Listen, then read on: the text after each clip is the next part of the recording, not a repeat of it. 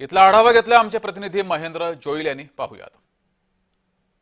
महाराष्ट्र नवनिर्माण सेना आणि उद्धव ठाकरे यांच्या पक्षाकडून जो तो विरोध करण्यात आला होता। या विरोधात जे आहे ते दोन्ही पक्षाकडून आंदोलन करण्याची तयारी दाखवण्यात आली होती। मात्र या आंदोलनापूर्वी राज्य शासनाकडून हा जी आर रद्द करण्यात आला होता। मात्र हा जी आर रद्द झाल्यानंतर जे आहे ते हा जी आर रद्द झाल्याच्या पार्श्वभूमीवर एक विजयी जो आहे तो मेळावा आयोजित करण्याचं दोन्ही ठाकरे बंधूंकडून जे आहे ते सांगण्यात आलं आणि त्याचीच जी तयारी आहे ती या ठिकाणी चालू आहे। सध्या मी NSCI डोम या ठिकाणी उभा आहे। तुम्ही माझ्या उजव्या डाव्या बाजूला पाहू शकता की या ठिकाणी जे आहे ते ठाकरे गटाकडून आणि महाराष्ट्र नवनिर्माण सेनेकडून जी आहे ती जोरदार तयारी चालू आहे। हा मेळावा राजकीय नसून मराठी भाषा, मातृभाषा आणि मराठी अस्मिता आणि संस्कृतीच्या अस्तित्वासाठी असं जे ते दोन्ही पक्षांकडून जे ते सांगण्यात येत आहे।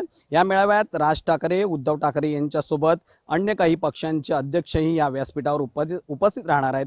तर या मेळाव्यासाठी 7 ते 8 हजार जे ते लोकांच्या बसण्याची व्यवस्था करण्यात आली असून पार्किंग सोय याचीही सोय करण्यात आली आहे। महालक्ष्मी रेसकोर्स येथे मोठ्या ज्या बसेस आहेत त्या बसेसना पार्क करण्यासाठी जे ती जागा उपलब्ध करून देण्यात आलेली आहे। आपण पाहिलं तर या वरळी परिसरात जे ते बाळासाहेब ठाकरे, राज ठाकरे आणि उद्धव ठाकरे यांचे एकत्रित असलेले बॅनर हे लावण्यात आले आहेत। सभा जी झाल्यावरती फक्त आदेश द्या असे जे ते बॅनर या वरती जो आशय आहे तो लिहिण्यात आला होता। मराठी एकजुटीचा विजय असो आणि पुन्हा महाराष्ट्रात मराठी साठी ठाकरेच असं या बॅनरवरतीही जे ते लिहिण्यात आलंय। राज ठाकरे यांनी शिवसेना सोडल्यानंतर तब्बल 18 वर्षांनी एकाच व्यासपीठावर दोघं बंधू एकत्रच येत आहेत। त्यामुळे संपूर्ण राज्यालाच नाही तर देशाला ह्या मेळाव्याची उत्सुकता लागली आहे।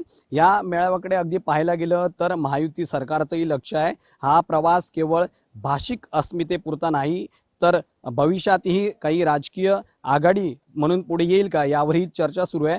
त्यामुळे ठाकरे बंधूंच्या एकत्रित येण्याने महाराष्ट्रातील तमाम जे ते मराठी लोकांचं ते लक्ष लागलंय। उद्या हा मेळावा जो आहे तो होणार आहे आणि मोठ्या संख्येने जे ते मराठी भाषिक या ठिकाणी जमणार आहेत।